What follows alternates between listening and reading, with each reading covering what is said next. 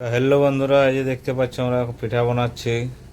এই যে শালপাত দিয়ে পিঠা বানাবো, মাংস পিঠা। তো তোমরা ভালো লাগলে অবশ্যই কমেন্ট করবে। আর আমরা এখন ঘরে তো নয়, বাইরে আছি। গ্রামে থাকলে অবশ্যই গ্রামের পিঠা এইভাবে বানাই। তো তোমরা কীভাবে বানায় একটু কমেন্টের মাধ্যমে জানাবে।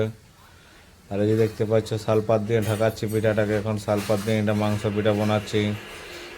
কেমনভাবে বানায় আমরা ঠিক মতো জানি না, তবুও বানাবার চেষ্টা করছি। তো তোমরা কীভাবে বানায় কমেন্ট করে জানাবে যদি ভালো লাগে তো। আর তোমরা কীভাবে বানাও, এইভাবে বানায় না আলাদাভাবে বানায় একটু কমেন্টের মাধ্যমে জানাবে। গ্রামে এখন নাই বন্ধুরা, আমরা বাইরে আছি, এই জন্য নিজেরাই চেষ্টা করছি পিঠা বানাই খাবো। কালকে ছিল অমাবস্যা, এই জন্য আমরা পিঠা বানালি।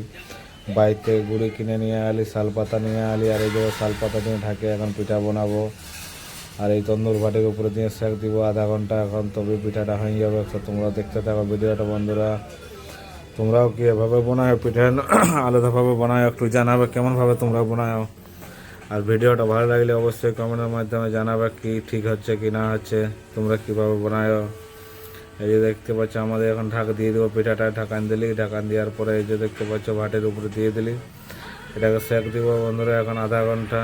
আর ভিডিওটা কেমন লাগে না লাগে কমেন্টের মাধ্যমে জানাবে। তো ঠিক আছে বন্ধুরা, নেক্সট ভিডিও আবার দেখা হবে। বাই।